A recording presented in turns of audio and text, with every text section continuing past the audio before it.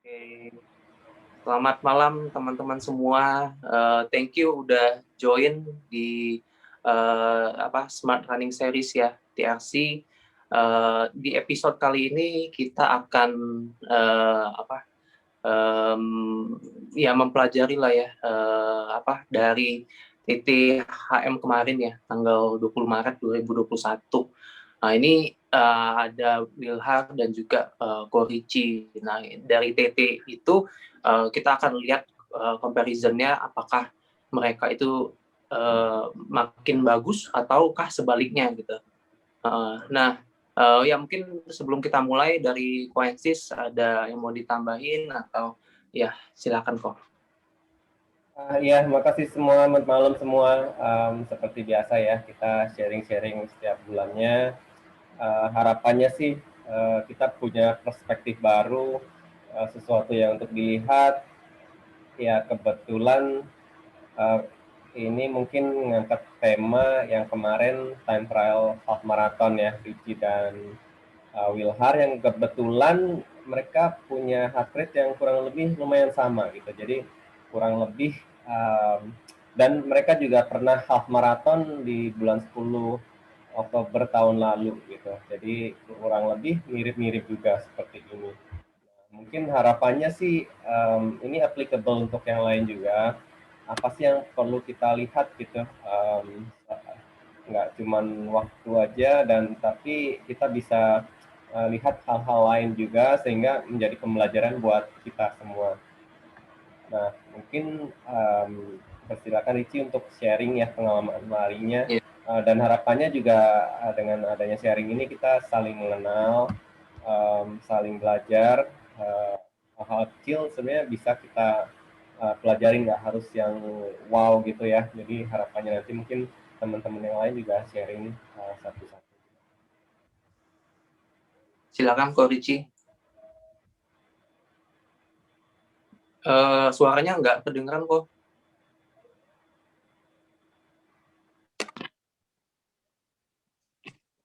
Halo? Halo? Hilang suaranya kayaknya kok. Nggak connect kayaknya audionya ya. Masih belum kok. Masih belum.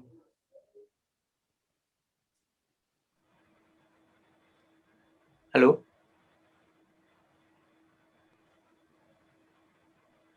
Cabut mungkin ya. Iya, coba di headsetnya dicabut coba kok.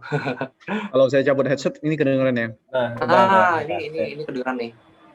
Tapi kalau ini hilang tiba-tiba. nggak usah pakai headset aja, jelas tadi kok. Berarti udahlah, nggak usah pakai headset lah. Iya, Saya nggak pakai headset, saya takutnya nggak jelas. Oh, jelas kok.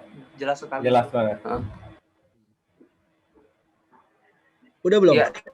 Udah, jelas kok. Silakan. Halo? Halo, iya. Oke. Udah jelas, Ricci? Oke. Selamat malam semuanya. Malam. Wah, ini baru senang banget nih di-invite untuk sharing-sharing pengalaman lari ya. Saya sih pertama-tama ngucapin terima kasih loh udah diajak gabung, terutama Cik Pau kayaknya yang pertama kali yang initiate. Saya minta hubungin Hanses nih, boleh gabungan nih TRC nih. Saya kayaknya perlu komunitas untuk coba yang lebih intens, maksudnya lebih serius lah ya untuk lari supaya ada perkembangan sama bisa bareng-bareng sharing biar lebih bagus ya ke depannya. Saya mau mulai dari mana ya? Untuk mulai lari saya sih, pengalaman saya ingatnya sih tahun 2016 ya. Itu baru mulai lari waktu itu. Waktu itu karena pengen ajak keluarga aja, waktu itu juga ada ajak anak-anak. Pikirnya ada acara, saya ingat lari di FX atau di mana itu acara pertama lari. Dari sana ya kelihatan ya lumayan seru juga kan saya juga nggak suka nge-gym. Ya pikirnya lari boleh lah buat untuk jaga kesehatan sama biar fit terus. Waktu itu sering sakit waktu itu. Yang motivasi saya lari makin hari kebelakangan ini karena terakhir saya sering sakit, sebenarnya sering sakit. Terus dicek darah emang agak tinggi kolesterol, agak tinggi, lumayan tinggi. Jadi saya putusin coba dulu lah. Mungkin mudah-mudahan dengan lari saya bisa lebih sehat. Dan ya puji syukur, habis itu emang dicek udah mulai stabil, malah cenderung turun. Kalau sekarang udah di bawah, udah terkontrol semuanya. Untuk PB maraton saya, kalau PB maraton saya sih, kalau maraton kayaknya udah 6-7 kali kalau nggak salah. 7 kali kalau nggak salah. Saya mulai maraton pertama saya 4:08 kalau nggak salah, first maraton. Habis itu langsung di Yogyakarta, maraton kedua, langsung break 4. Nah, habis itu turun terus.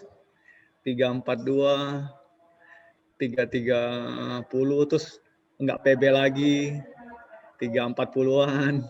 Ya, dulu di range sana terus. Dan terakhir, yang PB terakhir 3:15 sekian.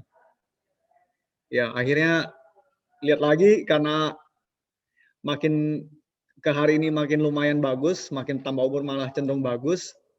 Terus karena sering ikut komunitas, sering ngomong dengar soal BQ segala, akhirnya tertarik juga nih, mau seriusin. Jadi target yang terakhir ini mungkin mau seriusin harus lewatin BQ dulu deh. Ke Boston yang nggak pergi Boston ke Bostonnya nggak masalah, yang penting masih masuk dalam kategori itu deh. Itu dia target sekarang ini yang harus dicapai, target jangka pendeknya.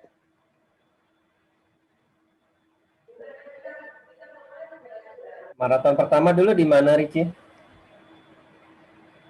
Saya maraton pertama langsung, kalau nggak saya maraton pertama langsung di Berlin loh. Yang sama Christopher gitu ya? Iya. 2018 itu. Nah, mungkin diceritain tuh gimana pengalamannya. Iya, waktu ke sana ya.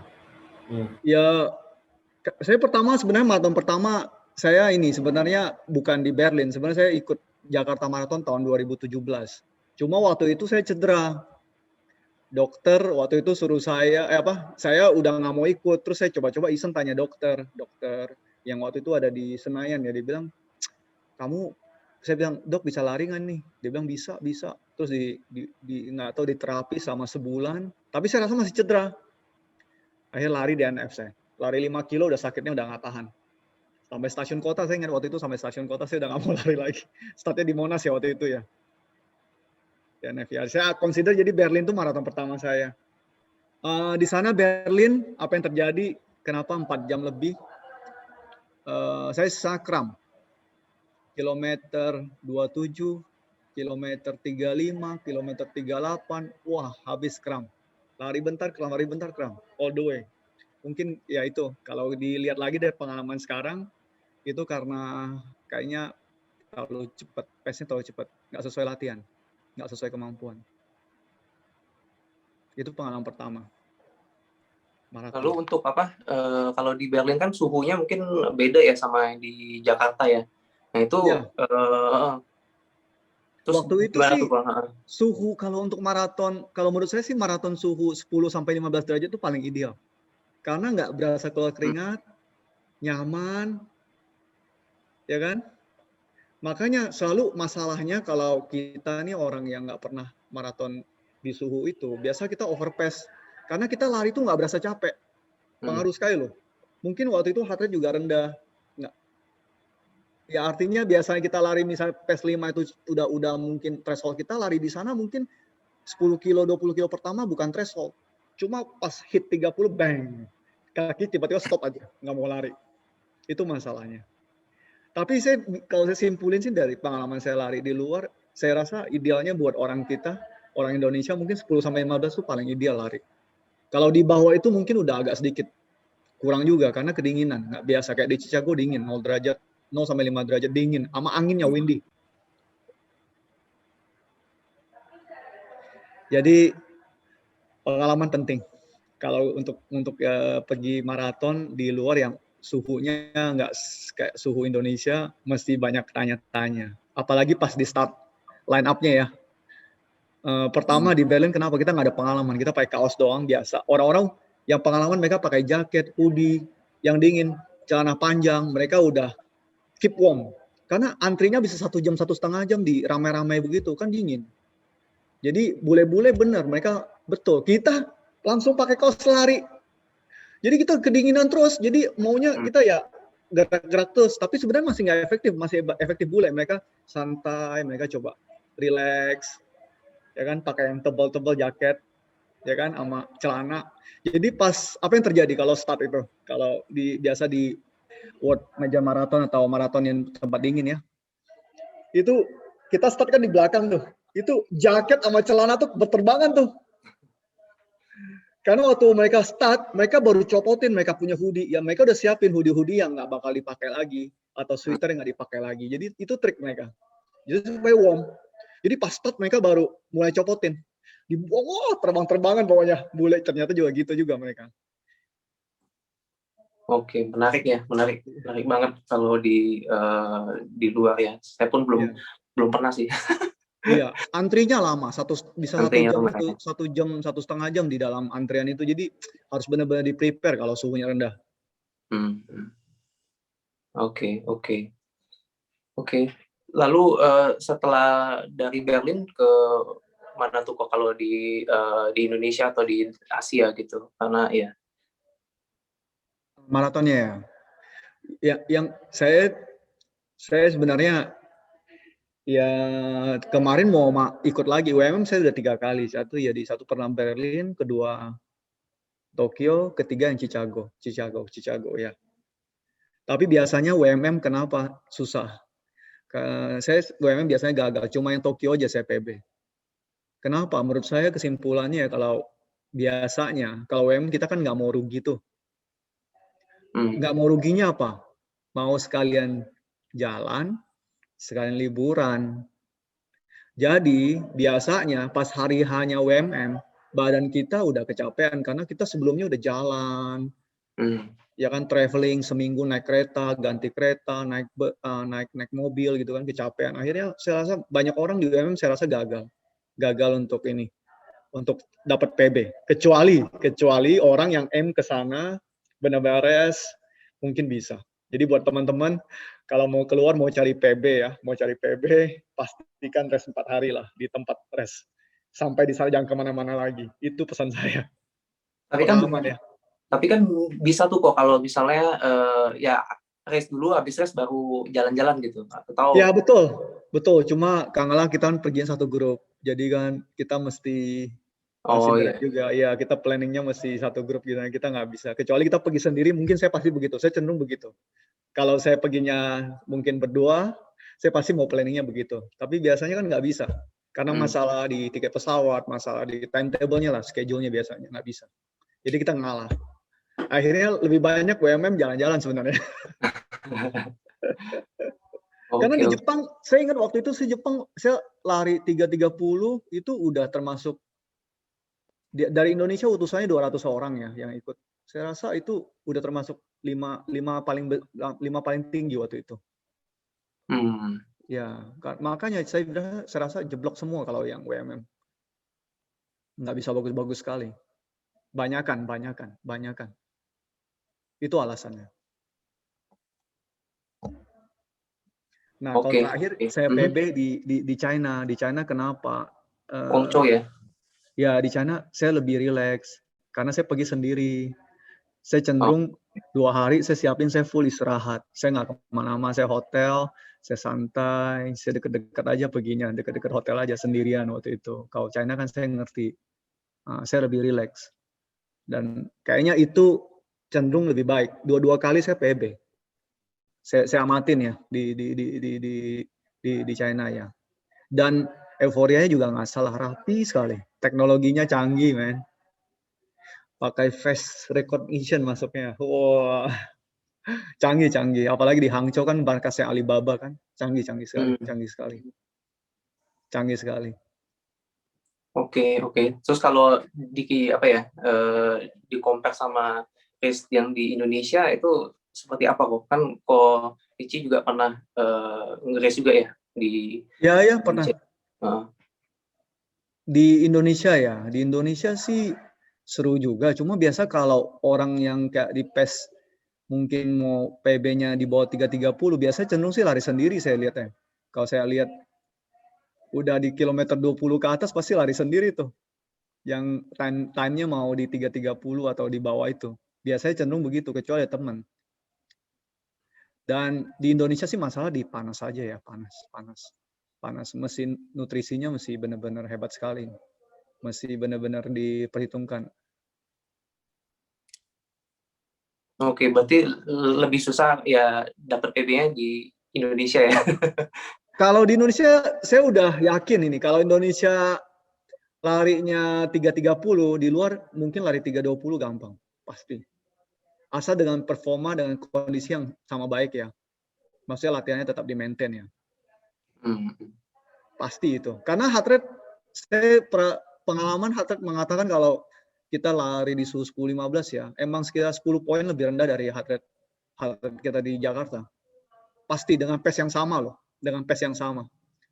Waktu itu saya nggak gitu ngerti teori, tapi saya berasa aja. Pas saya lari, saya lihat, wah heart rate segini, pace segini kok heart rate-nya rendah 10 poin. Emang begitu kan? Waktu saya kan sering travel keluar, jadi saya sering lari juga latihan. Saya cek emang begitu, 10 poin rata-rata. Untuk suhu sekitar 15 derajat, 10-15 derajat. Jadi nyaman. Jadi makanya sering overpass orang. Sering overpass maka kram. Saya di Indonesia nggak pernah kram loh lari. Nggak pernah kram. Saya kejadian kram semuanya di luar. Ya dulu nggak ngerti, karena itu saya rasa mungkin kalau dari penjelasan Hensis selama ini, Hensis sharing itu karena overpass mungkin. Oke. Dan pas di Guangzhou kan itu dapat PB ya, itu latihannya seperti apa kok ya? Kayak mempersiapkannya itu dari berapa lama gitu sampai ya di race. Saya sih terus terang orangnya nggak teratur. Apalagi dari schedule trainingnya sangat nggak teratur. Jadi saya pengen lari, saya lari. Saya nggak pengen lari, saya nggak lari. Saya sibuk, saya nggak lari.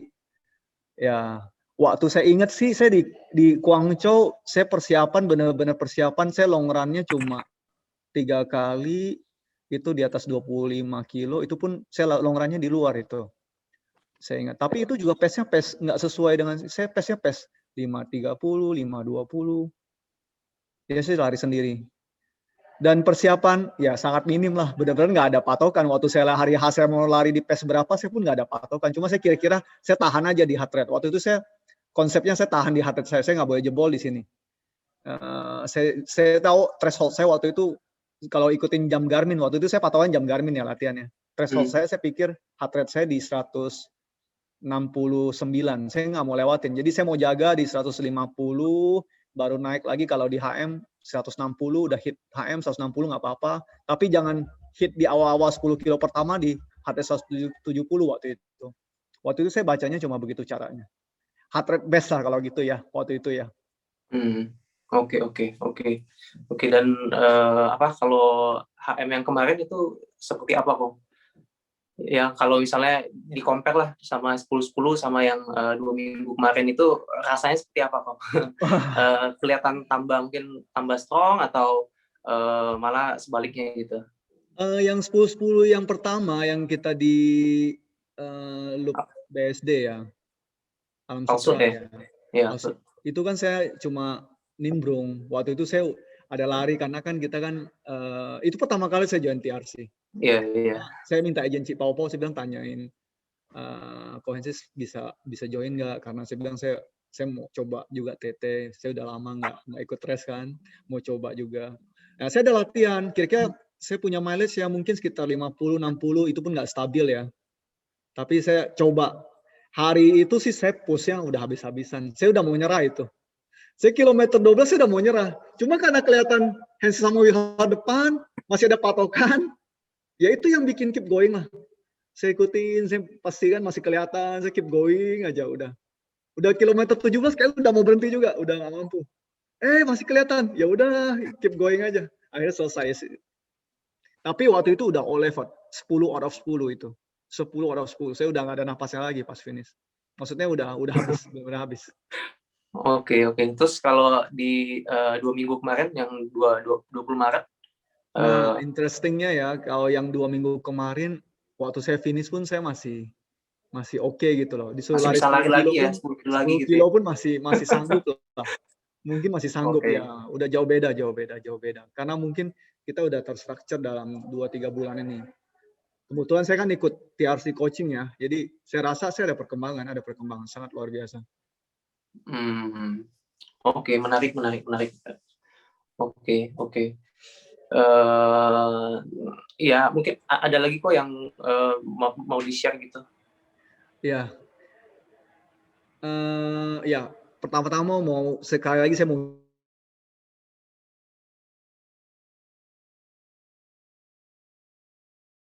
saya benar-benar udah mulai tahu kalau lari itu untuk lebih baik tuh kurang lebih harus kayak gimana. Terus karena gabung TRC saya juga lebih bisa ada tempat untuk kita coba tes ramai-ramai sharing gitu ya. Dan saya lihat improvementnya lumayan semenjak gabung dari 10-10 sampai sekarang. Saya rasa improvement lari saya jauh lebih baik dengan intensitas yang masih sama ya. Mudah-mudahan saya bilang saya mau tambahin, saya punya mileage, saya mau coba tambahin lihat ada lebih berkembang nggak gitu loh. Tapi so far udah sangat positif. Nah, dengan TRC ini juga ini kan saya bilang saya selalu ngomong ke mungkin saya target awal saya mau selesai BQ dulu, mungkin mudah-mudahan 1 tahun ini saya bisa dapat lah akhir tahun 2021 ini kita tes rutenya benar-benar 42 kita bisa BQ. Ya kalau sudah itu kalau ada target ya kita rest nanti benar-benar BQ beneran di tempat yang bisa BQ ya. Terus ya mungkin habis itu target saya mungkin ke depan lagi build up dengan TRC mau build up. Saya mungkin passion saya mungkin ke triathlon mungkin. Itu udah saya sampaikan juga ke Coensis ya. Oke. Jadi ultra saya nggak ikutan. Tapi kan triathlon juga sebenarnya ultra itu kok kan. Oh ya, gitu ya. Iya kan kalau berenang, sepeda, terus itu kan juga multi ini juga kan. Oh ya. Oke. Oke, terus ya dari teman-teman ada yang mau ditanya ke Ko Ricci. Tuh kata Sianti ultra seru loh kok katanya. Apanya? Kata Sianti ultra seru loh kok. Oh, lihat di chat ya. Oh iya. Belum berani sentuh. Saya takut addicted karena saya tahu waktu saya rasa saya ada masalah di sini sama training. Jadi saya nggak berani sentuh itu.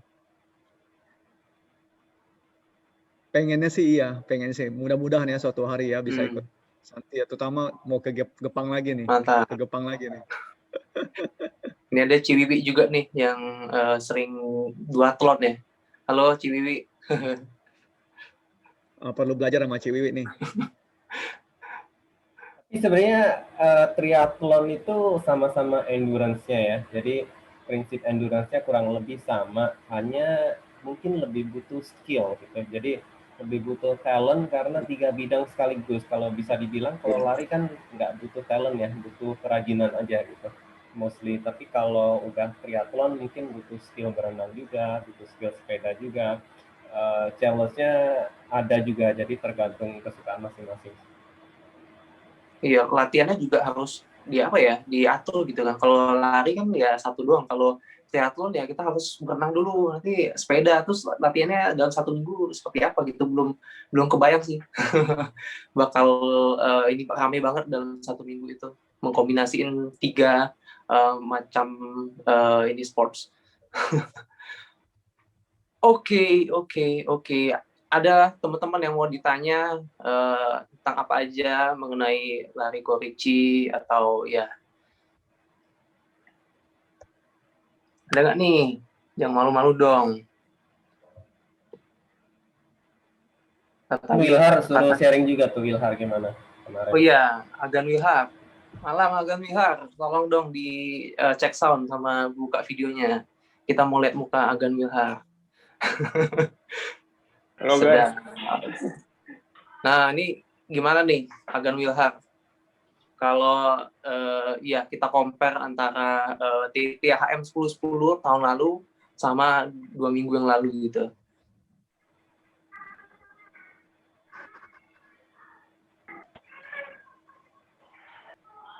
Lu? Ya apa ya?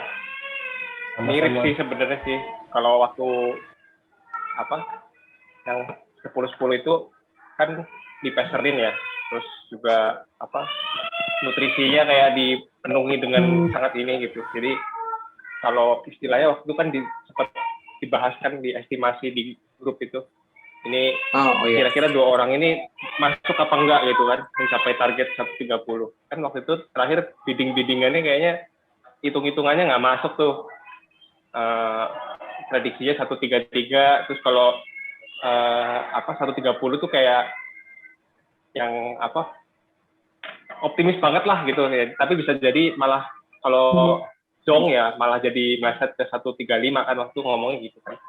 Jadi kalau dibilang pas tercapai 130 itu sih ya sempat dibilang kan kayak perfectly execute gitu. Jadi memang udah maksimalnya kayak gitu. Kalau Horiki bilang itu ya udah full effort lah gitu. Kalau yang aku punya kayak ya udah bener banget tuh, pacingnya bener, nutrisinya terpenuhi 100% gitu. Nah sedangkan yang pas kemarin di Ancol sebenarnya kan nggak nyiapin apa-apa ya, jadi ya udahlah, orang mileage mingguannya juga normal-normal aja gitu, nggak dikurangi, nggak ada tapering, terus milih tempatnya juga Ancol sore-sore ya, kalau dibilang ideal nggak juga gitu. Terus ya waktu itu sih memang akhirnya jadi nggak tereksekusi dengan bagus ya, soalnya nutrisinya juga ala kadarnya. Waktu itu ya cuma masuk 1 tailwind, ya ternyata setelah dibahas kurang gitu. Terus waktu itu malah sempat mau nge-push supaya dapat 128 gitu ya, tapi akhirnya nggak dapat juga. Tapi ya dengan kondisi yang tidak lebih ideal tapi bisa dapat waktu yang kurang lebih sama sih, berarti sebetulnya ya kalau dibilang ada perkembangan gitu ya. Ini nyenangin hati sendiri aja sih. Mungkin ditambah lagi seminggu sebelumnya kan FM tuh ya. Gitu. Oh iya, seminggu sebelumnya FM Mandiri. FM berapa waktu itu? Mau nyobain aja sih. 3 berapa? Dapat 317, 318 lah, tapi versi Strava ya. Kalau dapat di Strava-nya malah PB. Kok tiba-tiba FM sekenceng itu kena apa? Kesambet atau apa? Lagi stres tuh kayaknya. Emang mau ini peak training sebenarnya, mau ngerencanain FM, kepikiran looping kan, jadi mau nyoba. Dari dulu tuh nggak pernah berhasil lari lebih dari 25 kilo di kompleks putaran rumah sendiri, jadi penasaran gitu. Yang aku bilang 830 meter satu loopnya, nggak pernah berhasil tuh. Paling kayaknya 20 kilo ya udah kayak bosen banget. Nah terus mau coba FM, tapi ternyata setelah itu memungkinkan sekali gitu.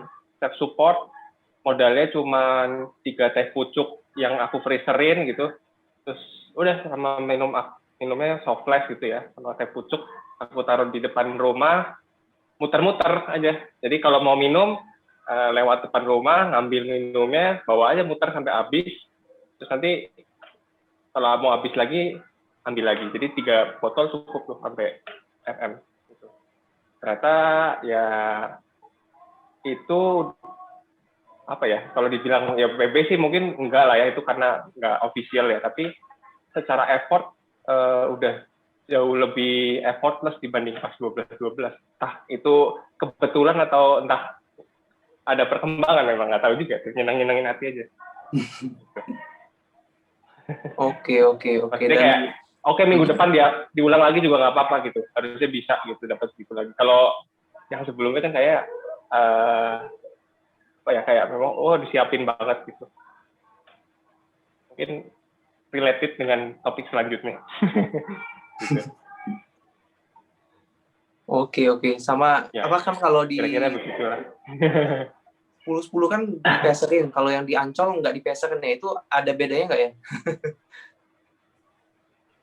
Iya, jadi ngaco Peter. Sebenarnya sih apa ya, kalau dipeserin sih aku lebih ke motivasi sih ya. Jadi ya kalau dibilang goalnya apa gitu, kadang kita ya dibilang kohensis itu suka nyerah-nyerah gitu ya. Mungkin kalau pas 10 itu kalau nggak dipeserin mungkin juga nggak dapat gitu. Soalnya kecuali ada yang ngikutin di belakang, cuman kebetulan kan nggak ada yang ngikutin, jadi ya akhirnya aku rasa sih bisa jadi kendor. Makanya aku waktu itu minta dipeserin sampai kan 10 kilo aja, terus tim 15 lah, 15 rayu-rayu lagi udah sampai loop terakhir deh gitu. Tolonglah kok ini sampai terakhir aja gitu. Kalau kayaknya kalau nggak sampai 21 kayaknya imannya nggak kuat kayaknya, mungkin terakhir dikendorin kayak, jadi kan tipis tuh, mungkin sih nggak sampai jauh-jauh banget, tapi mungkin lewat lah itu 130-nya gitu. Jadi ya 131 atau berapa gitu. Karena tidak termotivasi dengan baik. Iya, ini ada pertanyaan nih dari Ciwiwi. Katanya apa yang ada di otak Wilharsi, katanya mikirin apa gitu sampai looping 800 meter selama puluhan kilo. Apa yang dipikirin gitu? Yang dipikirin ngeblank aja. Ngeblank aja sih. Ya kadang mikir apalah, macam-macam lah. Persoalan hidup juga kadang kita bisa pikirkan di situ. Refleksikan. Berat. Tapi yang jelas sih kalau makin kita pikirin sih makin berasa gitu. Oh, oke. Mikirin utang tuh kalau kata. Apalagi itu. Berarti otaknya di shutdown ya, kayak kata Koensis ya. Di shutdown aja. Stick to pacing aja, kita lihat. Oh, oke. Iya. Oke. Terus harinya relax aja sih. Mungkin jangan terlalu kita harus pacing segini. Jadi kalau kita udah tahu bener, ya udah kita blank aja, ikut. Liatin jalan, liatin tetangga gitu. Lebih aware lah ya sama sekitar ya. Iya, nanti kalau udah ada notification mungkin kita over atau kita itu baru kita lihat lagi gitu. Secara periodik lah. Biasanya sih gitu. Oke. Sip. Teman-teman ada lagi yang mau ditanya untuk Korici ataupun Wilhar, silakan di kolom chat atau bisa open mic aja, open mic. Adakah? Coba kita lihat. Sambil nunggu ya, mungkin aku ada sedikit komen juga. Mungkin aku setuju kalau kondisi di Ancol itu lebih susah ya, lebih humid, lebih susah. Banyak genangan air, terus kita juga mesti ngelihat kiri kanan ada mobil atau enggak. Jadi situasinya lebih susah, dan bedanya adalah mereka nggak ngikutin siapa-siapa waktu itu, dan itu aku rasa perbedaan besar gitu. Jadi kalau bisa dibilang awalnya itu kayak carrot on the stick ya. Jadi carrot on the stick itu artinya mereka ada sesuatu untuk memotivasi sambil ngasih target kejar di depannya gitu ya. Kalau yang kemarin itu kondisinya jauh berbeda karena mereka harus bisa passing sendiri gitu dengan baik gitu. Dan di situ aja bedanya jauh, selain humid dan banyak genangan air di jalan ya, gerimis, habis itu mobil-mobil macet gitu. Jadi dengan kondisi seperti itu dan passing sendiri, situasinya udah jauh berbeda gitu. Dan mungkin aku lebih ke technical ya, maksudnya technical itu coba kita lihat datanya sih, apakah cuman kita ya bisa ngelihat waktunya aja lebih buruk 1 menit, dengan logika aja udah bisa dibilang, aku bisa bilang mereka berdua lebih bagus dari sebelumnya dengan kondisi yang dengan logika ya. Beberapa pendapat sama juga dikomen oleh misalnya Ciacen gitu kan, situasinya lebih susah gitu. Jadi tanpa harus melihat data pun kita juga udah bisa menjudge kalau itu lebih susah gitu ya. Jadi artinya nggak cuma waktu aja yang kita lihat gitu, apa sih yang lain yang bisa kita lihat gitu. Nah mungkin effortnya, mungkin pacingnya bisa kita lihat, terlebih lagi heart rate-nya gimana, apakah mereka turun dari sebelumnya. Jadi menariknya kalau waktunya cenderung sama, aku pengen lihat heart rate-nya tuh sama nggak sih, apakah lebih tinggi atau lebih rendah gitu ya. Mungkin nanti akan kita lihat ya. Tapi pada dasarnya sih yang paling penting itu adalah motivasi yang kuat ya. Kayak misalnya kita bisa konsisten, kita punya motivasi yang kuat, entah itu memperbaiki waktu, entah itu BQ, entah itu melewatin angka psikologis 130 misalnya ya. Jadi ada sesuatu yang membuat kita berlatih konsisten untuk mengejar sesuatu. Nah, mungkin itu dulu yang membuat kita jadi ini orang kok lari terus tiap hari ya, kenapa sih, apa dibaliknya. Nah, mungkin itu dulu yang perlu kita mengerti dan kita pahamin gitu.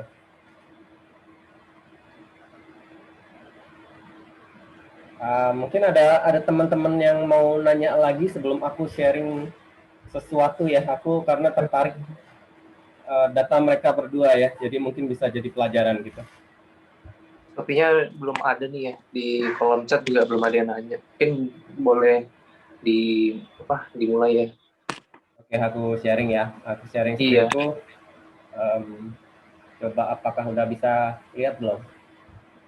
Lagi loading nih. Oke, udah ada nih.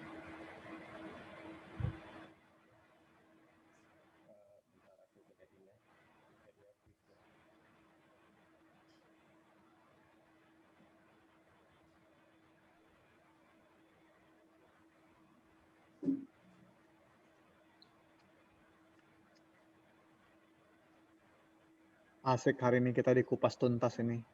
Wilhar. Bisa gede ya. Jadi mungkin dari gambarnya dulu ya. Kalau aku mungkin cari-cari gambar susah, aku cari aja gambar yang mungkin kesannya dibanding-bandingkan ya, di kayak musuh-musuhan. Tapi sebenarnya bisa kita jadiin positif ya, kayak Galen Rupp sama Mo Farah ya. Jadi mereka berdua latihan bareng, mereka berdua saling menyemangati satu sama lain gitu ya. Nah, udah bisa lihat ya gambarnya ya. Udah. Jadi sesuatu yang menarik itu adalah saling menyemangatin. Jadi mereka bisa maju bareng, bisa belajar bareng ya. Kalau ada sesuatu yang salah atau sesuatu yang bagus, mereka sharing. Nah, harapannya seperti itu ya.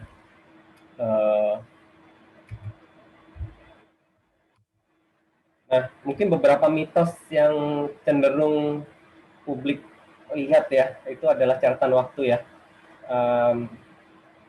Bagus enggaknya mereka judge dari waktunya. Oh, waktunya segini tambah cepet gitu. Waktuku nggak tambah cepet, berarti ada yang salah sama aku gitu. Nah, kalau waktunya nggak tambah cepet, berarti aku cupu dong gitu ya. Mungkin ada banyak komen yang gitu juga ya. Mungkin si ini lebih kencang dari aku, mungkin dia pelari yang lebih bagus gitu. Nah, terus yang keempat, kita lari sih nggak perlu lihat apa-apa ya, by feeling aja gitu. Nah, kita bisa merasakan gitu, oh kita lebih bagus gitu ya. Terus yang kelima, mungkin aku mesti belajar dulu nih HR nih karena si itu rendah gitu. Oh mungkin pakai pernafasan atau yang lain-lain gitu, bla bla bla gitu ya. Terus ada juga yang nanya, gimana sih resepnya tambah kencang gitu atau larinya bagus. Dan mungkin setiap orang itu stimulusnya beda-beda ya. Jadi nggak setiap orang dikasih training plan yang sama, dua-duanya bisa tambah lebih bagus gitu, meskipun mereka ngikutin secara baik gitu. Jadi ada satu lebih bagus dari yang lain karena itu given ya. Ada bakat-bakat yang mereka lebih berbakat dari satu sama lain karena setiap orang itu beda gitu, nggak sama gitu, karena nggak semuanya harus adil gitu. Jadi kamu larinya lebih banyak, harus lebih kenceng dan lari lebih sedikit, nggak seperti itu ya di dunia nyata gitu.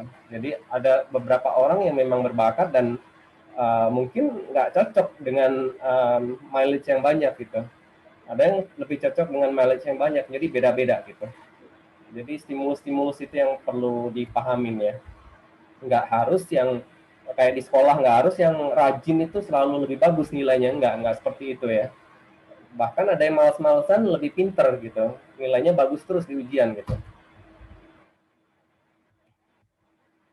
Nah, kalau kita lihat catatan waktunya ya dari kemarin half marathon ya, mungkin aku tertarik awal-awal Wilhar bagus banget ya. Mungkin sempat kekencangan di loop pertama ya. Waktu itu 952 ya di loop pertama. Dan di loop terakhir dia waktu itu nyasar. Jadi dia nyasar dapat 11.38. Mungkin katakanlah kalau nggak nyasar masih 11 gitu lah. Jadi relatively konsisten waktunya ya. Terus sedangkan Richie dari loop pertama juga dia udah pacingnya udah bagus gitu, 10,5, 10.40 sampai 11. Agak kendor pun kendor 30 detik gitu. Habis itu jadi lebih cepat lagi di loop terakhir gitu ya. Bisa dilihat behind-nya lebih cepat gitu. Jadi kurang lebih yang bisa kita pelajarin adalah pacing setiap loop-nya kita jaga konsisten gitu. Tanpa kita belajar tentang split ini, maka kita nggak bisa lihat bagus enggaknya seorang pelari dari waktunya doang gitu. Jadi mungkin kalau dibilang ya sama-sama bagus mereka pacingnya gitu, sama-sama berpengalaman gitu ya. Kalau dilihat dari situ. Nah, split ini sangat penting karena kalau kita ikut WMM yang bagus-bagus, mereka splitnya pun rapi ya, setiap 5 kilo gitu. Jadi bisa dibandingkan antara 5 kilo pertama, 5 kilo kedua, 5 kilo ketiga, sampai 5 kilo ke-8 ya. Baru 2,2 kilo terakhir gitu. Jadi dari situ kita akan melihat pelari yang bagus dan pelari yang nggak bagus gitu. Terutama di loop-loop terakhir, 10 kilo terakhir di maraton atau 5 kilo terakhir di half marathon. Nah, mungkin aku lebih tertarik membandingin heart rate mereka ya. Jadi aku pakai heart rate reserve. Apa artinya heart rate reserve? Itu dari rest heart rate aktual ya. Ketika bangun, rest heart rate kita katakanlah kita ukur ya, denyut kita 50 gitu. Nah, HR maksimalnya juga dari aktualnya gitu. Ketika mereka 10 kilo time trial di GBK, berapa maksimum aktual yang mereka bisa capai dengan heart rate-nya? Karena dua-duanya itu juga sama-sama perform maksimal waktu itu di GBK gitu. Nah, dari TT GBK itu waktu itu Wilhar 184 gitu. Sedangkan Richie 177 dan umur mereka beda 11 tahun ya. Jadi kurang lebih 184 dikurangin 50 untuk Wilhar, jadi reserve-nya 134. Sedangkan Richie 177 dikurangin 50, reserve-nya 127 karena lebih sempit ya. Karena perbedaan umur itu, jadi setiap tahun detak jantungnya akan turun 1 BPM. Kurang lebih seperti itu teorinya. Jadi karena lebih muda, otomatis dia lebih bisa memacu maksimum detak jantungnya.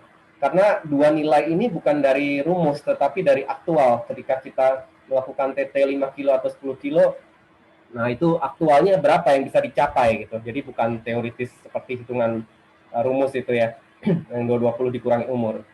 Jadi kita lihat dari aktualnya. Nah, sedangkan dari sisi berat badannya, Wilhar lebih ringan, 58 daripada Richie 62 kg. Nah, mungkin kalau dari CP ya, kalau ada yang biasa memakai watt, nah kalau diestimasi itu Wilhar lebih besar memang CP-nya karena lebih ringan juga gitu. Jadi 4,5 watt per kilogram kira-kira, sedangkan Richie 4,2 watt per kilogram ya, karena lebih berat juga. Jadi bukan berarti yang karena sebanding dengan berat badan ya, tapi bisa kita lihat dua-duanya pernah melakukan TT di GBK gitu ya, waktunya dekat juga dalam batas 11 detik, sedangkan heart rate-nya tadi kurang lebih di 90%-an. Sedangkan HM-nya juga udah 2 kali ya, di Alsut dan Ancol dua-duanya juga pernah 2 kali gitu. Jadi kita bandingkan gimana perbandingannya dari heart rate sebelumnya gitu. Sedangkan maratonnya kurang lebih juga Wilhar pernah maraton 2 kali di KBB dan Alsut, dengan Richie yang tadi diceritain ya di Tokmar, di Hangzhou dan Guangzhou 3.15 waktu itu. Jadi PB-nya Wilhar 3.17, PB-nya Richie 3.15. Nah, sedangkan yang di sebelah kanan itu yang mungkin menarik dilihat dari reserve-nya, itu bisa terlihat effortnya itu sedikit lebih tinggi untuk Richie ya, karena rentangnya yang lebih pendek tadi, maka persentasenya yang bisa kita bandingkan, bukan BPM-nya, tapi berapa persentase dari reserve-nya, dari maksimum dikurangin minimumnya. Jadi kurang lebih effortnya jadi seimbang karena kita jadiin persen ya. Jadi kurang lebih half marathon effortnya itu lebih besar, 5% kurang lebih untuk Richie dibandingkan dengan Wilhar.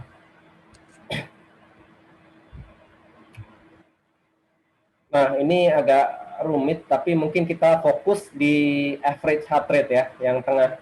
Dari average heart rate-nya itu kelihatan karena sama-sama dijadiin persen di Runalyze ya. Nah, jadi dari average lari-larinya Wilhar itu kurang lebih di 65-69%. Ini juga udah disetting dengan maksimum heart rate dan rest heart rate yang tadi ya, setting yang tadi. Sedangkan Richie di 72-74%. Gitu. Rata-rata dirata-ratain dalam sebulan. Gitu. Nah, kemudian ada bermacam-macam yang lainnya ya, tapi bisa dilihat yang paling kanan itu adalah estimasi dari ini dari AE itu aerobic efficiency, jadi dari pace dibagi dengan detak jantung dengan BPM. Jadi kurang lebih kalau dirata-ratakan seberapa kencang pace dibagi dengan detak jantungnya, kurang lebih setiap bulannya kita bisa melihat dua-duanya ada peningkatan ya. Jadi entah itu pace-nya makin kencang atau detak jantungnya lebih rendah gitu. Jadi itu dinamakan AE, aerobic efficiency ya, untuk pace gitu. Ada lagi untuk AE untuk power, jadi beda lagi gitu. Nah, sedangkan yang saya lihat ini adalah pace karena dua-duanya memakai pace. Sedangkan Wilhar mungkin powernya dari jam, Richie mungkin juga powernya dari street, jadi beda powernya. Tapi kalau pace mungkin sama-sama ada pace-nya gitu. Nah, mungkin yang perlu di highlight juga monthly-nya ya, monthly kilometernya Wilhar itu luar biasa banyak ya, gitu. Seperti bisa kita tahu rata-ratanya 480 km sebulan. Kurang lebih 300 jam sebulan larinya dia ya. Nah, sedangkan Richie setengahnya aja enggak ya, di 208 gitu. Atau 132. Jadi kurang lebih larinya 56% kurang dari Wilhar gitu.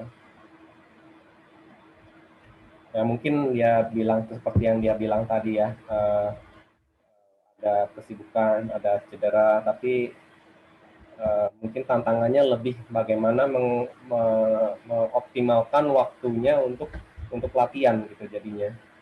Karena nggak semua orang mempunyai waktu yang tak terbatas untuk lari kan. Ada juga yang harus prioritas-prioritas lain yang harus dipikirkan seperti kerjaan, keluarga dan macam-macamnya.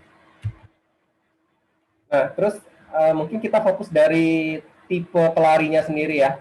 Jadi weekly-nya kurang lebih Wilhar 130 11 jam. Dia cadence-nya relatif rendah. Makanya dia di sini yang warna hijau ini high stride length-nya lumayan tinggi ya, 1,15 sampai 1,2 ya. Panjang langkahnya gitu. Sedangkan cadence-nya dia 175 kurang lebih rata-ratanya. Sedangkan Richie itu lebih ke high cadence, pelari yang high cadence ya. Dia memakai cadence untuk mendapatkan speed-nya dibanding dengan panjang langkah yang panjang-panjangnya. Nah, ini bisa kita lihat yang paling kiri sendiri, Wilhar sangat konsisten ya di 130 setiap minggu. Sedangkan Richie mungkin lebih ke ya pada umumnya ya, pelari pada umumnya gitu, sekitar 70 sampai 90 mingguannya.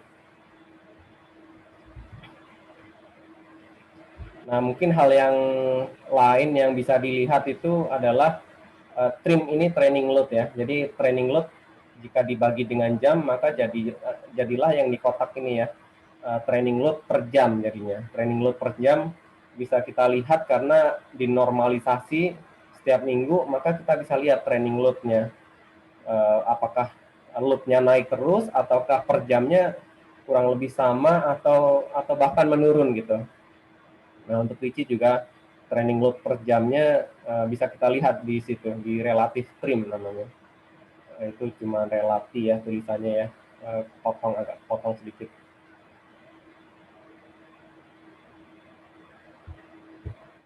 Nah, mungkin kita lihat Wilhar dulu perbandingan dibandingkan dengan Alsut-nya kemarin ya. Di Alsut 129 kurang lebih beda 30 detik aja. Jadi aku bulatin 130 untuk Ancol ini. Jadi kurang lebih kita lihat heart rate-nya. Heart rate-nya gimana sih Wilhar gitu. Rata-rata 167 dulu di 10-10. Sedangkan di Ancol ini turun jadi 164 gitu. Nah, seperti tadi kita tahu reserve-nya ya. Jadi aku pengen tahu ada di berapa persen di 164 sampai dan 167 ini. Nah, kita bandingkan juga split half pertama dan half kedua. Kita bisa lihat awalnya 89 terus kemudian turun ke 86% waktu dulu di 10-10. Nah, kemudian di Ancol itu 87 sampai 83% juga turun juga. Jadi kurang lebih gambarannya itu agak kencang di awal, habis itu ngedrop ya. Nah, ini bisa bervariasi juga, mungkin nutrisinya kurang, atau mungkin mungkin juga strength-nya kurang juga untuk kakinya gitu ya. Jadi bisa bermacam-macam gitu. Jadi ini cuman aku pisah gitu. Jadi separuh pertama dibandingkan separuh kedua, jadi bagaimana. Tapi kurang lebih bisa disimpulkan yang dulu ya heart rate-nya 167 itu di 91%. Nah, sedangkan kemarin ya bisa kita bilang kurang lebih sama di 89%. Jadi kurang lebih ada 2% karena heart rate-nya turun. Jadi ada 2% improvement jadi dari heart rate-nya itu sendiri ya. Jadi meskipun waktunya lebih jelek tapi bisa kita lihat heart rate-nya itu dengan latihannya dia heart rate-nya bisa turun gitu. Jadi kalau trennya turun-turun terus, otomatis waktu dia ke depannya akan bertambah kencang ya, terutama kalau misalnya di tempat yang bagus gitu, di Alsut lagi, bukan Ancol, otomatis waktunya akan lebih baik jika dilakukan di tempat yang sama gitu. Karena mungkin masalah situasi dan masalah kondisi yang berbeda gitu, kalau dilakukan di tempat yang berbeda. Nah, untuk aerobic efficiency seperti tadi yang dijelasin ya, ini pace per BPM ya, kita bisa lihat juga pace per BPM-nya naik dari 1.11 ke 1.15 ya.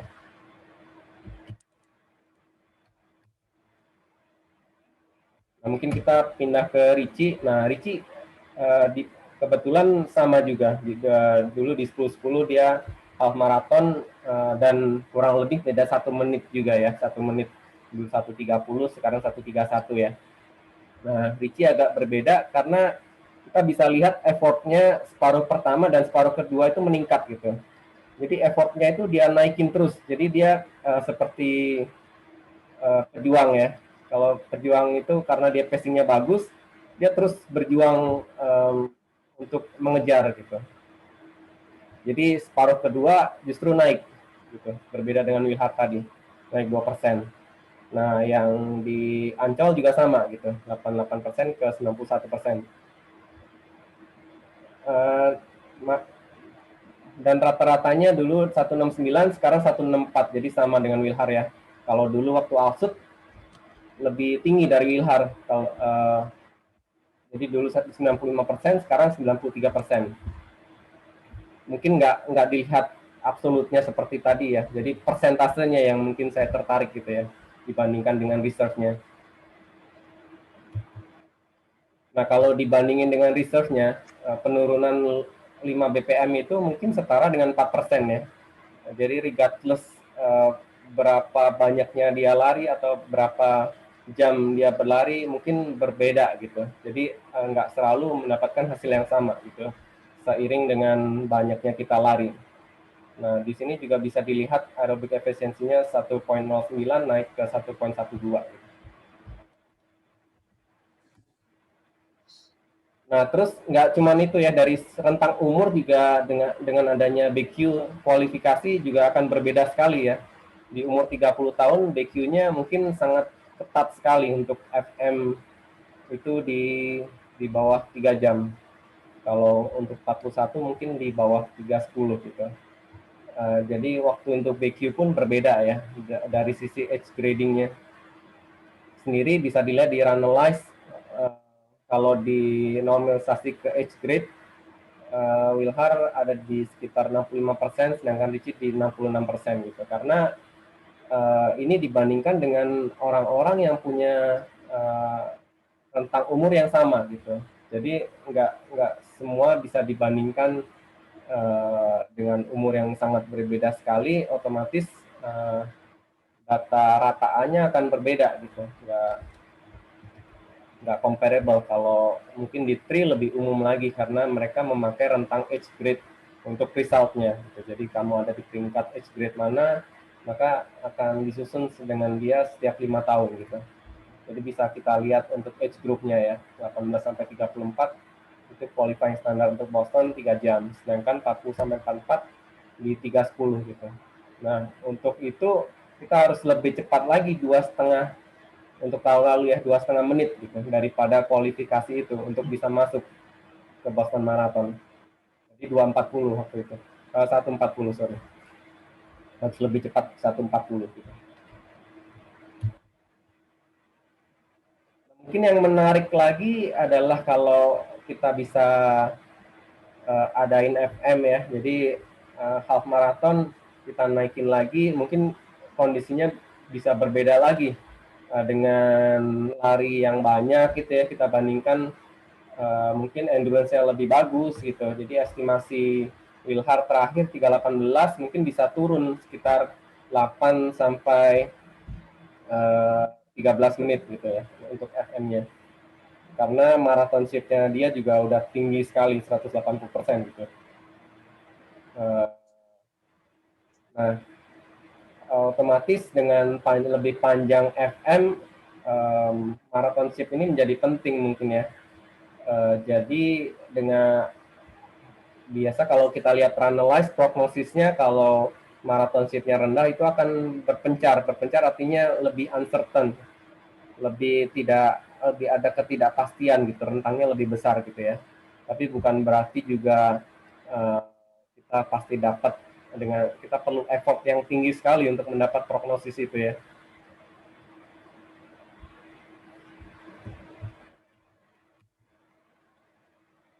Nah, ini kurang lebih membandingkan dengan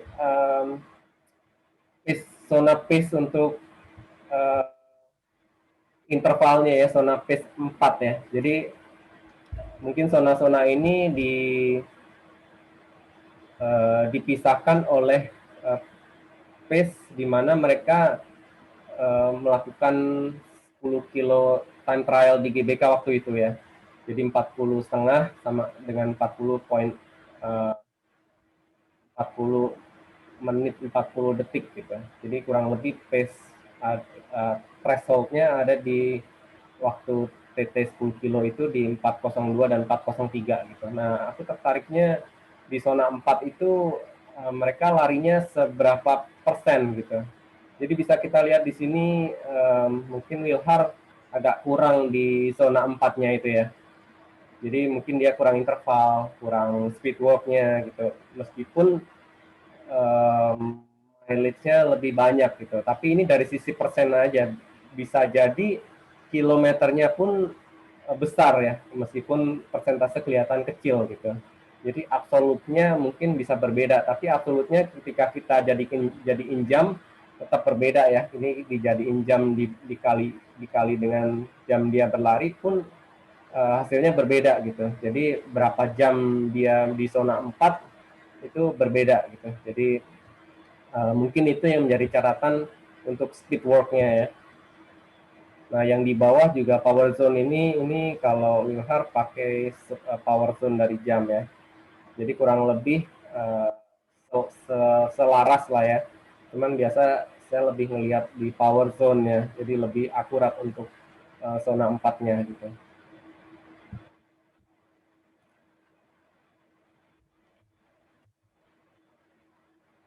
Nah, mungkin lesson learn-nya yaitu kita track berapa persen di zona 4 ya.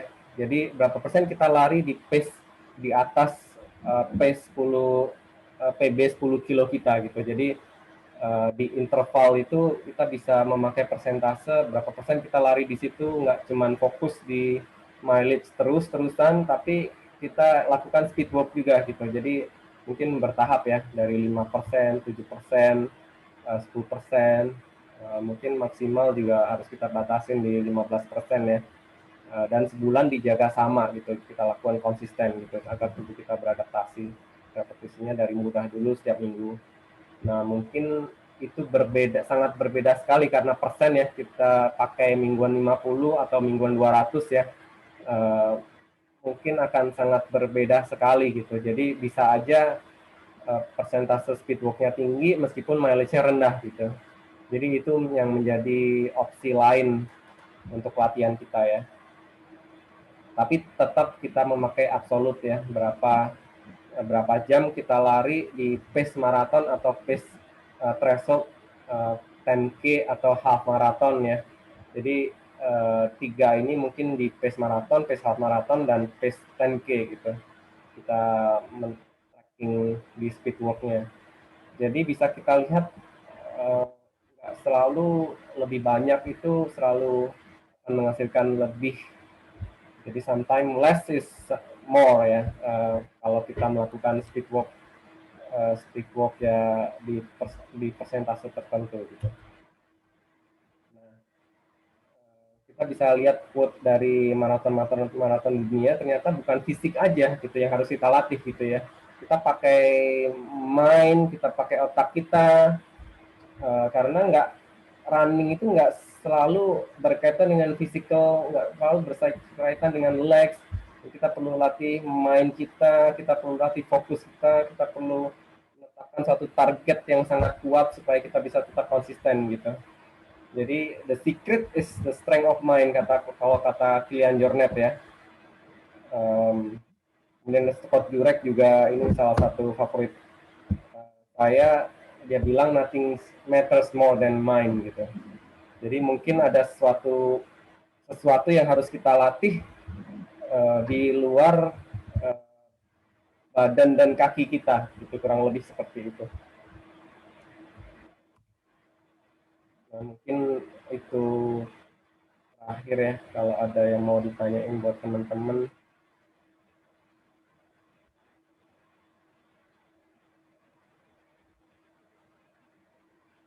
Ya teman-teman, kalau ada yang mau nanya silakan.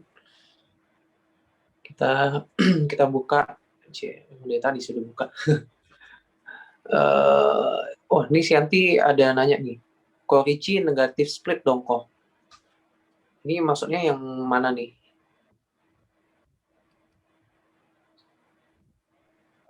Kita bisa lihat splitnya tadi, dua loop terakhir itu dia lebih lambat sekitar 30 detik ya. Jadi dua-duanya itu positif split ya. Oke, jadi bukan negatif split ya kalau begitu. Oke. Ya. Oke, ada lagi teman-teman?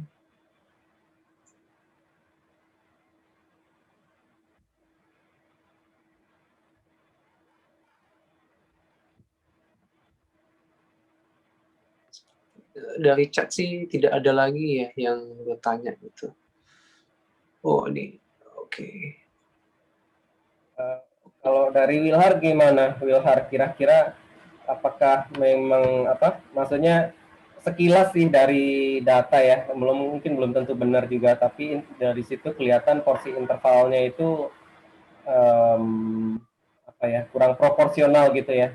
Jadi ada kemungkinan juga mileage-nya terlalu tinggi sehingga fisik kita kayak udah habis di isiran gitu ya. Jadinya penting untuk menjaga interval gini, karena kalau kita pengen cepat ya kita harus berlari lebih cepat lagi, tapi pelan-pelan gitu, progresif gitu. Bukan berarti kita bisa langsung karena elit udah pakai 20% ya udah kita pakai 20% gitu. Mungkin harus ya 5% dulu yang gampang-gampang gitu ya. Oke.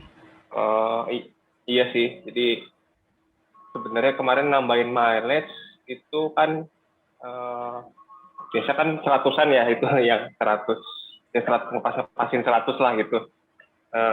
Terus kan kemarin memang mau dinaikin rencananya sampai 160, terus peaknya mungkin di 180 gitu kemarin. Makanya mungkin jadinya nggak terlalu fokus di speedwalk-nya sih gitu. Terus cuman ya berhubung ada pesan sponsor memang perlu tetap diselingin speedwalk ya. Ya itu yang semenjak kemarin pas intervalan di KBB itu. Jadi ya tetap ada interval meskipun porsinya sedikit. Terus kayak cool down-nya itu yang dipanjangin gitu sih. Tapi ya aku mulai masukin gitu sih. Nah, mungkin setelah ultraan ini beres nih, Westlake mungkin coba mau ditata lagi lah. Karena ya kalau dibilang junk mileage ya mungkin juga gitu, soalnya ya capek sih memang naikin mileage itu capek, terus waktunya juga habis kan ya, jadi pulangnya malam-malam terus. Ya akhirnya banyak waktunya ke ini dilari gitu. Terus ya kalau interval ya mungkin akan coba sesuai tadi itu ke 15% tadi. Jadi kalau mungkin biasa sebelumnya sih aku 1 minggunya tuh sekitar 8 sampai 9 jam ya. Jadi mungkin interval speedwalk-nya mungkin ya coba di 1 jam ya. Gitu. Mungkin setengah jamnya yang interval, setengah jamnya lagi mungkin coba temponya gitu. Kira-kira begitu sih untuk berikutnya. Ya, tapi mungkin gini ya. Jadi kadang tuh kita kayak modelnya itu model black box ya, karena kita nggak tahu apakah mileage-nya turunin jadi tambah lebih bagus, intervalnya naikin, belum tentu juga, karena nggak semua model itu ada model yang ideal gitu ya. Jadi mungkin model setiap orang tuh beda-beda gitu, karena stimulusnya mungkin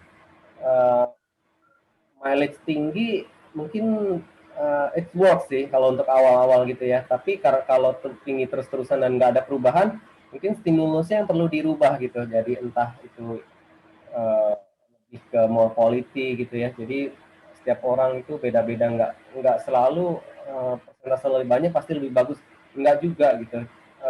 Mungkin yang perlu dipikirin yang lain itu adalah formnya diperbaikin gitu. Kadang hal-hal kecil gitu metronomnya dilatih, cadence-nya dilatih, di shifting, dinaikin gitu ya. Jadi cadence-nya kalau bisa strike-nya panjang dan cadence-nya lebih tinggi, otomatis pace-nya akan lebih kencang gitu. Jadi satu sisi itu di situ, di cadence-nya mungkin ditambah, dilatih, bisa nggak sih di 180 ke atas gitu ya. Jadi half marathon tapi dengan target 180 gitu cadence-nya. Atau kalau bisa 185 gitu ya. Jadi pasti lebih strong lagi gitu. Oh iya, aku sempat kemarin juga eksperimen sih, mungkin yang sempat Kowentis bilang kan tangannya coba di swing gitu ya. Kan ya memang belum bisa ini, kayak belum bisa konsisten, mungkin di mile-mile awal tuh bagus, tapi setelah kita mulai capek kita mungkin balik ke form awal ya, mungkin karena belum tinggi juga yang kebiasaan itunya. Tapi kemarin terakhir sempat intervalan ya, nyobain di bawah pace 4 ya, mungkin 355, 350 itu aku cobain ini yang tangannya di swing terus naikin cadence itu. Ya nggak tahu ya, mungkin berasanya aja sih surprisingly lebih effortless ya. Jadi kayak biasa tuh kita kayak nge-push banget ya, kalau kemarin 1 kilo itu kayak lebih relax gitu. Jadi mungkin membantu sih ya. Iya, jadi kalau mungkin bisa coba lagi berikutnya. Iya, jadi kalau bisa di shifting ya, cadence seperti Richie gitu ya di 180, mungkin awalnya awal transisi heart rate-nya akan naik karena belum biasa gitu. Tapi begitu udah terbiasa di cadence lebih tinggi, otomatis yang lebih ringan ya, harapannya bisa dipakai di full marathon gitu. Jadi arahnya ke situ. Iya, kemarin sih mungkin udah sempat coba juga. Oh ini jadi peak HR-nya lebih rendah sih pas yang di intervalan itu. Jadi nggak tembus 160, 155, 157 sekitar situ. Ya, kadang interval tapi fokusnya di cadence saja. Coba pakai cadence 190 gitu misalnya. Nggak usah pakai patokan pace, kadang mesti dinaikinnya ke arah sana. Dibiasain sih. Oke, ini ada pertanyaan lanjutan dari Sianti. Katanya, kalau gitu kenapa yang bagian 2HM Korici pesannya naik, Wilhar enggak? Nah, mungkin kalau turun ya nggak selalu jelek ya artinya gitu. Jadi kalau turun sekilas mungkin effortnya lebih rendah, tapi dari pace-nya kan nggak kelihatan effortnya Wilhar lebih rendah ya, karena pace-nya tetap stabil gitu.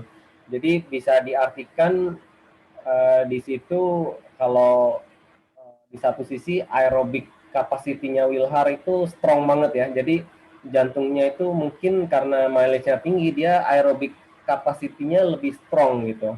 Jadi sehingga dia sudah terbiasa untuk pace itu, maka pelan-pelan akan turun gitu karena aerobik capacity-nya lebih tinggi gitu. Nah, aku sendiri juga mungkin tipikal sama kayak dia gitu. Jadi problemnya pindah gitu, nggak ke jantung kita, tapi bottleneck-nya jadi di otot kakinya yang perlu lebih kuat gitu. Nah, gimana caranya dikuatin? Yaitu tadi di interval gitu. Dengan adanya interval kita melatih kekuatan kaki kita lebih lagi gitu. Bagusnya kalau bisa ditambah strength training juga gitu ya. Tapi kalau kaki kita ingin lebih powerful, maka kita mesti latih powernya yang lebih ya, sehingga kita masih bisa push gitu di separuh kedua gitu. Kalau misalnya kaki kita nggak bisa push, ya otomatis jantungnya lebih santai aja gitu di separuh kedua, meskipun pace-nya tetap sama gitu. Nah, beda kalau pace-nya turun. Kalau pace-nya turun, otomatis effortnya lebih rendah gitu. Jadi sekilas terlihat effortnya Richie lebih besar di separuh kedua.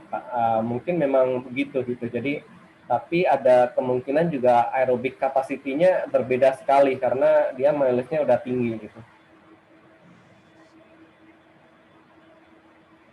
Oke. Mungkin aku ada pertanyaan juga nih. Kalau lihat dari ya Februari sampai dengan Maret ini mileage Cohensis ini kayaknya ada pattern gitu, kayak naik turun gitu. Itu ada apa nggak gitu ya? Karena ya aku lihatin dari Februari sampai sekarang patternnya seperti itu gitu. Penasaran aja sih. Kenapa kayak gergaji gitu ya? Iya, kayak gaji gitu. Emang ada niatan seperti itu atau memang ketidaksengajaan kan? Satu hal itu yang aku bilang ya, selalu cari stimulus ya. Jadi kalau kita monoton sama terus ya, kita perlu men-challenge. Kadang memang mileage-nya sekilas turun, tapi bisa jadi proporsi interval dan temponya justru naik gitu. Jadi yang nggak bisa kelihatan itu dari situnya gitu. Jadi bisa aja aku interval tapi average-nya ya sama aja pace 5 gitu. Karena memang interval pace katakanlah pace 350, habis itu jogging pace 6 gitu kan. Nah, sehingga rataannya nggak kelihatan dari situ. Jadi seberapa banyak proporsinya itu nggak akan kelihatan dari average pace mingguannya kalau di Strava ya. Karena dia cuma melihat kilometer aja gitu. Jadi kadang sih kita butuh perspektif yang berbeda, nggak selalu mileage rendah itu buruk ya, atau mileage tinggi gitu. Kadang monotoni itu yang berbahaya gitu. Jadi kita mesti melihat stimulus baru, apa sih yang bisa kita kasih agar kita terusan untuk bisa improve gitu ya. Artinya kita nerapin stres yang baru. Ini stres nih, aku malah butuh belajar soal itu gitu, bukan dihindarin artinya gitu. Jadi interval susah banget gitu. Mungkin ya memang lu butuh itu gitu, lu butuh stres itu gitu. Jadi bukan sesuatu yang untuk dihindarin. Aku sukanya long run terus, jadi long run terus gitu kan. Karena lu keseringan long run, jadinya ya udah sangat biasa long run, jadinya nggak ada stres lagi kan. Nah, mungkin justru hal-hal yang baru itu yang bisa membuat kita improve gitu. Oke. Dan ya aku penasaran juga sih, mungkin teman-teman lain juga penasaran untuk yang di Westlake ini Coensis ada apa ya? Ada target-target tertentu nggak gitu ya? Kayak mau 200 atau mau 250 atau mau berapa gitu? Atau ya seperti kata Coensis kemarin-kemarin ya mau ya sebenarnya mau piknik aja gitu. Tapi pastinya ada target dong. Ya kita mau tahu aja gitu. Ada target nggak gitu? Uh, Ya, targetku mungkin ya kalau bisa sih ngejar 200 ya. Ngejar 200 mungkin 12 jam pertama kalau bisa dapat di atas 100 atau 110 gitu sehingga ada kemungkinannya jadi 200 gitu. Tapi ya selalu melihat seberapa seberapa besar porsi latihan kita dan kita selalu bisa membaca kondisi tubuh gitu ya. Artinya nggak dipaksakan kalau ada sesuatu yang mungkin bisa serius gitu, yang bisa menyebabkan kita beberapa minggu nggak bisa lari gitu. Jadi justru itu yang berusaha kita hindarin sebisa mungkin karena kita terlalu push akibatnya ke depannya kita akan recovery yang sangat lama sekali katakanlah sebulan gitu. Jadinya ya nggak bisa fun lagi gitu lari bareng-bareng yang lain gitu untuk sebulan ke depan. Nah, mungkin di situ sih. Jadi target selalu ada 200 tapi ya lihat kondisi karena juga latihan nggak sebagus yang dulu lagi. Kalau dulu mingguan sampai 200 gitu ya ngejar dan mungkin juga pengalaman juga penting gitu kan. Artinya pengalaman kalau belum pernah melewati 150 mungkin tubuh itu kayak ada di unknown territory ya kalau nggak pernah merasakan dan ya belum tahu rasanya jadi beda dengan yang udah pernah merasakan itu dan tubuh punya memori ya oh dulu aku pernah kayak gini jadi dia lebih pede gitu jadi mungkin hal itu yang perlu dipelajarin selain dari mileage aja tapi kita justru bisa merasakan oh rasanya di 100 seperti ini 150 seperti ini 200 seperti ini. Oke dan ada apa ya? Ada pesan nggak untuk teman-teman kita yang akan ikut yang 24 maupun yang 12 ini gitu? Ada pesan-pesan yang mau disampaikan nggak untuk kita? Nah ya kalau time base itu udah pasti lebih susah ya time base itu karena otomatis membuat kita termotivasi itu akan sangat susah sekali dan temptation-nya lebih besar untuk ya apalagi sih yang mau dikejar gitu kan begitu kita berpikiran seperti itu ya udah gitu kita nggak punya motivasi lagi nggak punya ngejar apa nah bagusnya kalau kita punya suatu target gitu katakanlah 200 nah kita kebayang oh untuk 200 itu 12 jamnya aku harus ngejar 110 gitu agar target-target itu tercapai gitu walaupun nggak tercapai ya katakanlah meleset 10% ya udah bagus lah gitu. Kadang hasil kita kan tergantung dari apa target yang pengen kita capai gitu. Kadang kita ya tanpa target akan ngambang dan kita cenderung ya udahlah kita sebisanya aja lah gitu cenderung seperti itu sih kalau time base ya karena lebih susah nggak ada yang kita udah pasti finish kan apalagi yang mau dikejar gitu kan jadinya Iya. Oke, nah ini ada pertanyaan dari Kurniadi. Wilhar di Westlake targetnya berapa gitu? Wilhar.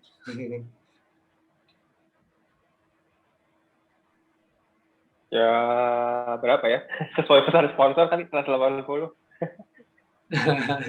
Dan sponsor ya kita coba dulu lah kita nggak pernah kan nggak tahu juga ya 100 aja ngulang nggak lulus kan kemarin kan belum lulus.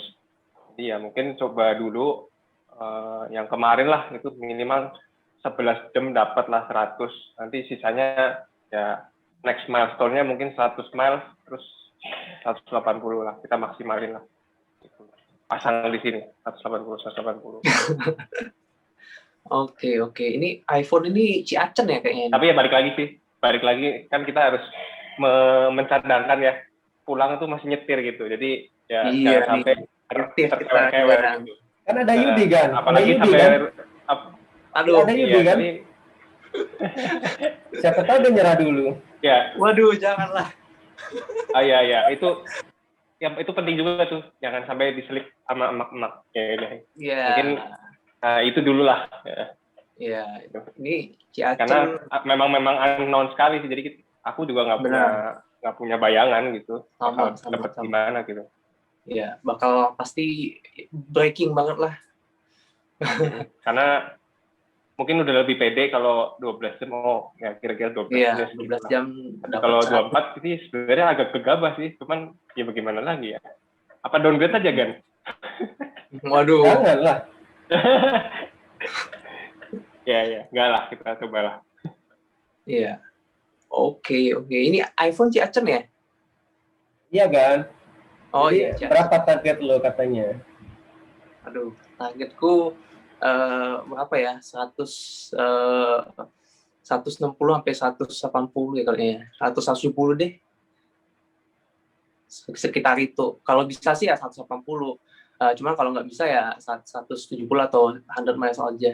Udah oke ya saya. Tapi ya sebisa mungkin 180 sih target utama. Makanya fokus di 12 jam pertama ya 100 kalau bisa gitu. Ya kalau dikit nggak apa-apa lah ya. Gitu, at least ya udah tercapai nanti 12 jam di 100 kilo. Seperti itu. Oke, ini ada Om Black, katanya Wilhar 190 dong. Jangan 180. Oke. Ada lagi teman-teman yang mau ditanya?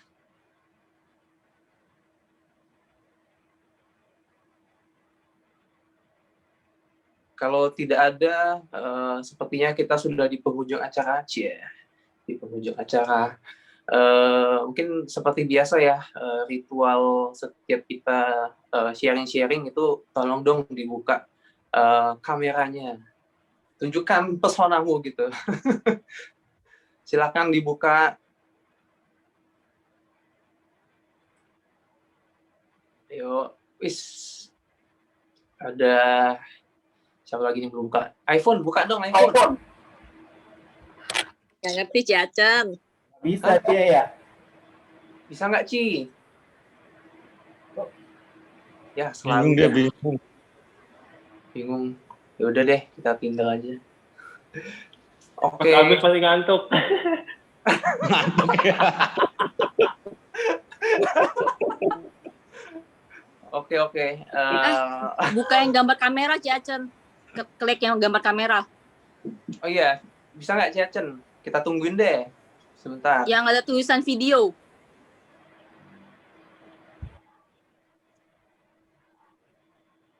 Waduh, susah kayaknya. Ya udahlah. Maafkan kita ya, Ci. 1, 2, 3. Oke. Thank you. Teman-teman, thank you. Ya, kita akan lanjut lagi beberapa minggu lagi dengan topik yang berbeda pastinya. Tunggu terus di TRC Smart Learning Series.